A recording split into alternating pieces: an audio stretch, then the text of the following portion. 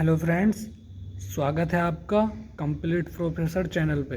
मैं हूं मोहम्मद अनस और आज की इस वीडियो में हम ICSE क्लास 9 कंसाइज केमिस्ट्री का पहला chapter the language of chemistry पढ़ने वाले हैं।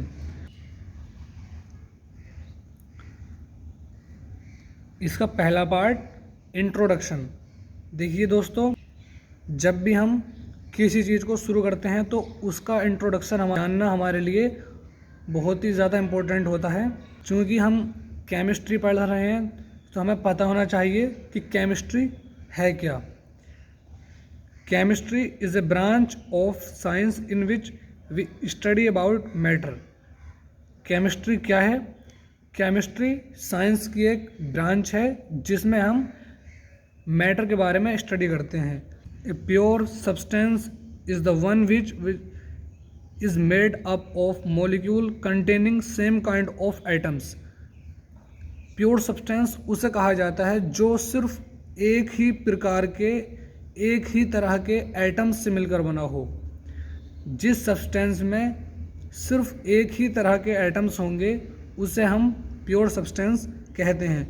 For example, carbon dioxide gas is a pure substance. Carbon dioxide pure substance है। कार्बन डाइऑक्साइड में सेम तरह के मॉलिक्यूल्स हैं CO2।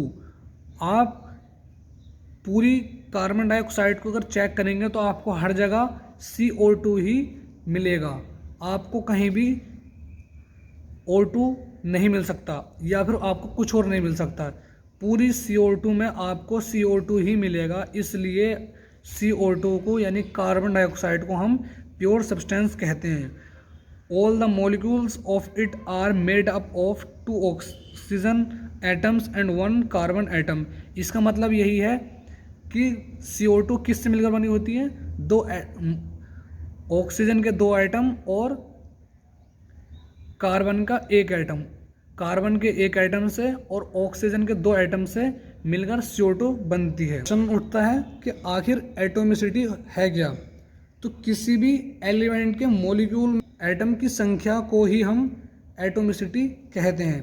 इसके आधार पर मॉलिक्यूल्स कई तरह के हो सकते हैं, जैसे मोनोएटोमिक, डायएटोमिक, इवन पॉलीएटोमिक। तो हम पहला पढ़ेंगे मोनोएटोमिक मॉलिक्यूल्स। वो मॉलिक्यूल्स जिसमें सिर्फ एक ही एटम हो, having only one atom in their molecules, यानी कि मॉलिक्यूल्स में सिर्फ एक ही एटम उपस्थित है। तो इसका मतलब मॉलिक्यूल्स कैसा हुआ? मोनोएटोमिक। इसके एग्जाम्पल हैं नोबल गैसेस, जैसे कि helium, neon, argon, krypton, xenon and radon. अब हम दूसरा देखते हैं, diatomic molecules. Element having 2 atoms in their molecules, यानी कि उनके मॉलिक्यूल्स में 2 एटम हैं। तो इसका मतलब वो मॉलिक्यूल्स कैसे हुए? डायएटोमिक। जिसके मॉलिक्यूल्स में एक एटम होगा उसे कहते हैं मोनोएटोमिक मॉलिक्यूल्स। जिसके मॉलिक्यूल में 2 एटम होंगे तो उसे क्या कहते हैं? डायएटोमिक। एटोमिक के एग्जाम्पल हाइड्रोजन, ऑक्सीजन, नाइट्रोजन। तीसरा है ट्राइएटोमिक molecules. Element having 3 atoms in their molecules. वो मॉलिक्यूल्स जिसमें 3 एटम हो उसे हम ट्राइएटोमिक मॉलिक्यूल्स कहते हैं। इसका एग्जाम्पल ओजोन गैस। चौथा, tetratomic molecules. Element having 4 atoms in their molecules. Example phosphorus. Revise करते हैं, जिसमें एक एटम हो मोनोएटोमिक, जिसमें 2 एटम हो डायएटोमिक, जिसमें 3 एटम हो ट्राइएटोमिक, जिसमें 4 एटम हो टेट्राएटोमिक। चलते हैं अपने नेक्स्ट पेज पे।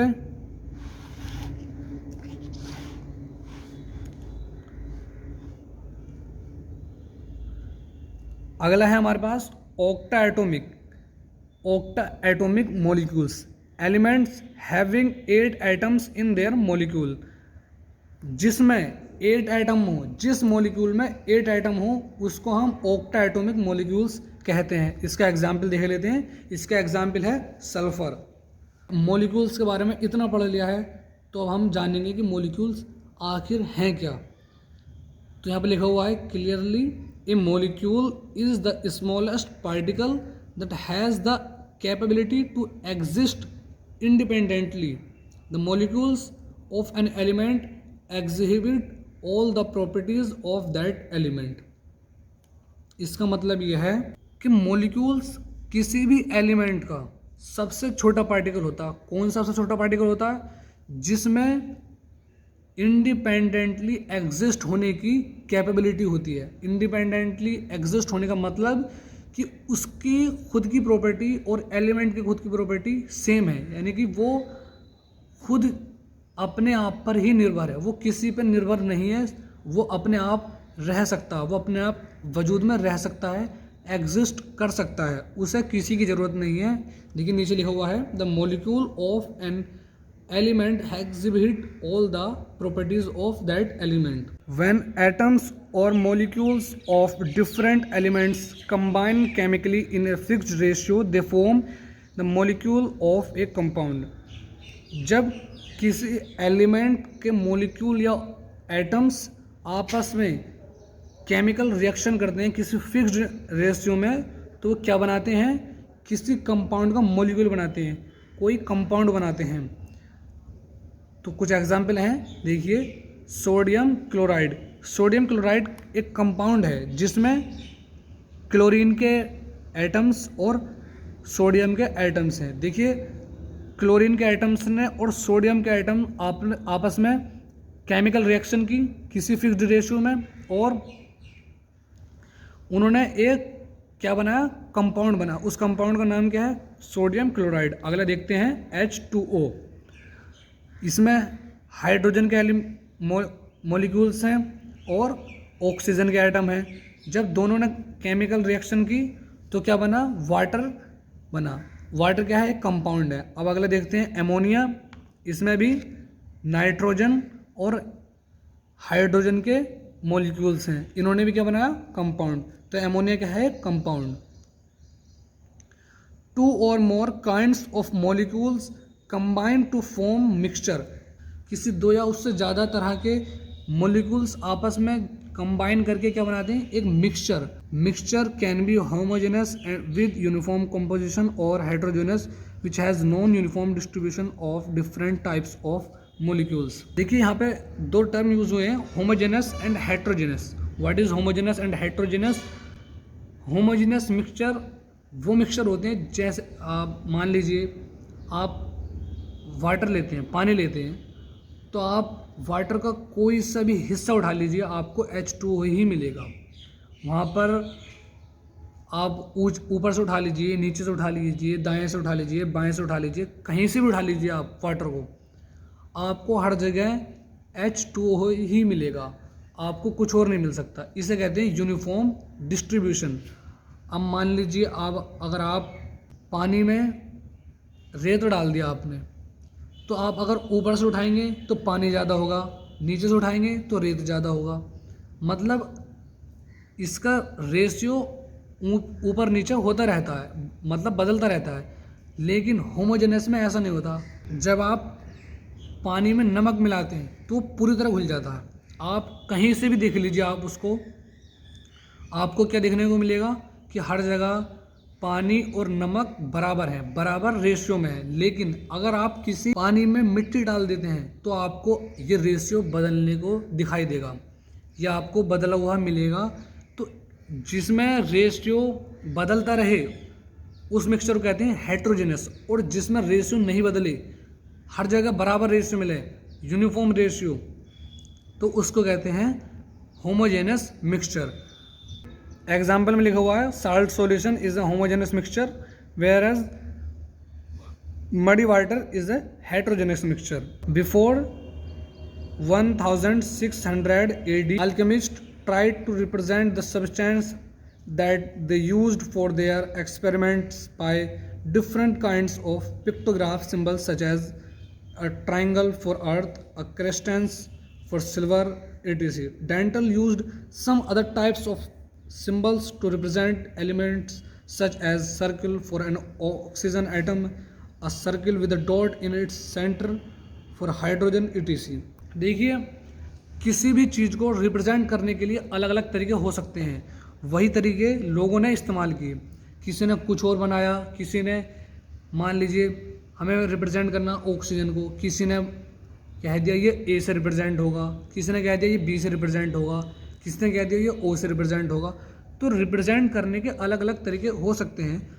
तो डेंटल ने भी एलिमेंट के सिंबल दिए थे एलिमेंट को रिप्रेजेंट करने के लिए, जैसे कि हाइड्रोजन के लिए दिया था ये, कार्बन के लिए दिया था ये, ऑक्सीजन के लिए ये, फॉस्फोरस के लिए ये।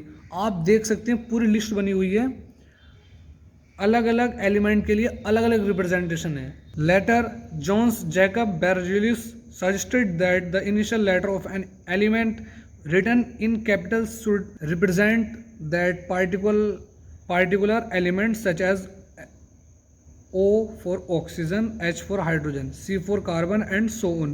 देखिए ये बहुत इंपॉर्टेंट बात है, आपको ये नाम बहुत ही ज़्यादा ध्यान रखना है कि किसने कहा था कि किसी भी एलिमेंट के नाम का जो पहला किसी भी, इन्होंने क्या कहा था, जोन्स जैकब बेरजेलियस ने क्या कहा था, क्या सजेशन दी थी कि आप किसी भी एलिमेंट के नाम के पहला जो लेटर है उसको ही आप सिंबल बना दीजिए। जैसे कि ऑक्सीजन में पहला लेटर क्या है, O, तो ऑक्सीजन का सिंबल क्या हो गया, O। हाइड्रोजन में पहला सिंबल क्या है, H, लेटर क्या है, H, तो हाइड्रोजन का सिंबल क्या हो गया, H। कार्बन में पहला लेटर क्या है, C, तो कार्बन का पहला सिंबल क्या हो गया, C। तो इस तरह से सजेशन जो दी थी, किसने दी थी, जोन्स जैकब बेरजेलियस ने। आपको ये बात बहुत ज़्यादा ध्यान रखनी है क्योंकि बहुत ज़्यादा इंपॉर्टेंट है। मोस्ट ऑफ द एलिमेंट के जो रिप्रेजेंटेशन है वो इनिशियल लेटर से ही रिप्रेजेंट किए जाते हैं, बट इन सम केसेस, अब इसमें भी देखिए सजेशन में भी कुछ खामियां थी, आप अब आगे बढ़ेंगे हम। But in some cases the suggested symbol did not agree with the English name of the element. This was because some of the symbols were based on the Latin names or other language names of element. अब देखिए problem कहाँ आई, क्योंकि कुछ element के नाम थे Latin, कुछ element के नाम थे किसी और भाषा के, कुछ एलिमेंट के नाम थे इंग्लिश, तो उसके इनिशियल लेटर को पहले सिंबल लिखने में प्रॉब्लम आ रही थी। तो इसके लिए लोग साइंटिस्ट ने कुछ अपने सर्टेन सिंबल उनके लैटिन नाम के इनिशियल लेटर को रिप्रेजेंट करने के लिए यूज़ किया। जैसे कि देखिए एलिमेंट गोल्ड, तो गोल्ड में पहला लेटर क्या है, G, तो इसका सिंबल क्या होना चाहिए, G, लेकिन ऐसा नहीं है, इसका सिंबल है AU। AU सिंबल क्यों है, क्योंकि गोल्ड का लैटिन नेम ओरम है, ओरम में AU इनिशियल लेटर है, तो इसका सिंबल क्या हो गया, AU। अब दूसरा देखते हैं सिल्वर, तो सिल्वर में पहला लेटर क्या है, S, तो इसका सिंबल क्या होना चाहिए, S, लेकिन इसका सिंबल क्या है, AG। क्यों, क्योंकि इसका लैटिन नेम है अर्जेंटम, अर्जेंटम में जो इनिशियल लेटर है वह है AR, तो इसका सिंबल क्या हो गया, AR। तीसरा है मरकरी, तो मरकरी का सिंबल क्या होना चाहिए, M, तो लेकिन इसका सिंबल क्या है, HG। क्यों, क्योंकि इसका लैटिन नाम है हाइड्रोजियरम, और हाइड्रोजियरम में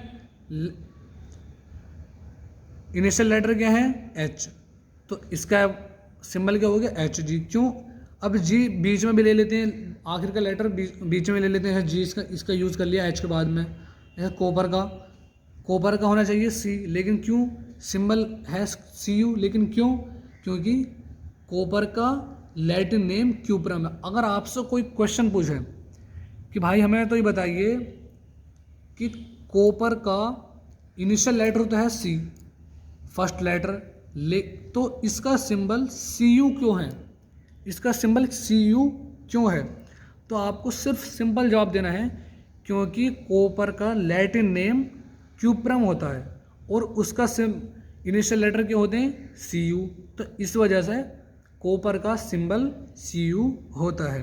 आगे चलते हैं। However, the method suggested by him laid the basis of the IUPAC International Union of Pure Applied Chemistry।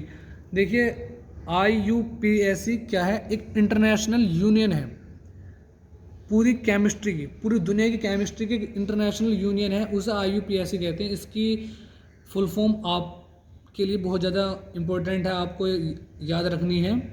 इसकी फुल फॉर्म क्या है? International union of pure and applied chemistry. International union of pure and applied chemistry.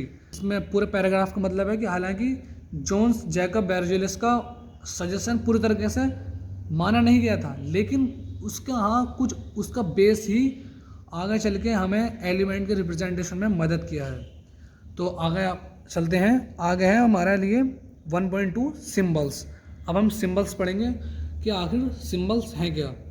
तो है symbols is the short form that stands for the atoms of a specific element or the abbreviation used for the name of an element। Symbol वही है कि किसी चीज़ को represent करने के लिए जो हम लिखते हैं, जो हम दिखाते हैं, जो हम बताते हैं, उसे ही हम सिंबल कहते हैं। तो यहाँ पर पूरी डेफिनेशन लिखी हुई है, आप उसे याद कर सकते हैं। नीचे लिखा हुआ है each element is denoted by a symbol which is usually the first letter of its name English or Latin written in capital. Example, sulfur an element is denoted by the symbol S. Similarly, hydrogen is denoted by the symbol H. देखिए यहाँ पर note में लिखा हुआ है be careful about capital and small alphabets. For example, C capital O small means the element cobalt. However, C capital O capital means the compound carbon monoxide. देखिए ये कहना चाह रहा है कि आपको सिंबल में कैपिटल अल्फ़ाबेट और स्मॉल अल्फ़ाबेट में अच्छे से ध्यान रखना है, आपको कंफ्यूज नहीं होना, क्योंकि कई बार ऐसा होता है कि आपको छोटे बड़े में जब अंतर नहीं करते हैं आप, तो आप कंफ्यूज हो जाती हैं कि ये कौन सा एलिमेंट है और ये कौन सा एलिमेंट है। तो इसमें दिखा रखा है कि अगर C बड़ा हो और O छोटा हो तो इसका मतलब है कि वो एलिमेंट कौन सा? कोबाल्ट। लेकिन C और O दोनों ही कैपिटल हों तो कौन सा कंपाउंड है? Carbon monoxide. यह आपको बहुत ज़्यादा ध्यान रखना है, इसमें कंफ्यूज नहीं होना है, आपको छोटे बड़े का ध्यान रखना ज़रूरी है। अब देखते हैं आखिर सिंबल को हम यूज़ क्यों करते हैं। Significance of a symbol, what is the advantage of a symbol. क्या रिप्रेजेंट करता है ये? It represents name of the element. सबसे पहले तो ये एलिमेंट का नाम रिप्रेजेंट करता है। दूसरा, one atom of the element, ये रिप्रेजेंट करता है कि एलिमेंट का ये वन एटम है। अब मान लीजिए जैसे नाइट्रोजन है, तो नाइट्रोजन का सिंबल क्या है? N। अगर मैंने सिर्फ N लिखा है, सिर्फ N, तो इसका मतलब ये है कि नाइट्रोजन का ये एक एटम है। लेकिन अगर मैं लिख दूं 2N, तो ये इसका मतलब हो जाएगा ये नाइट्रोजन के 2 एटम है। अगर मैं लिख दूं 3N, तो ये इसका मतलब हो जाएगा ये नाइट्रोजन के 3 एटम है। तो अक्सर यूजली हमें क्या देखने को मिलता है? N लिखा हुआ देखने को मिलता है। तो सिंबल में सिर्फ एक ही लिखा हुआ मिलेगा, एक, सबसे कम एक हो सकता है ना, तो सबसे कम हमें N लिखा हुआ मिलेगा या फिर O लिखा हुआ मिलेगा, H मिलेगा।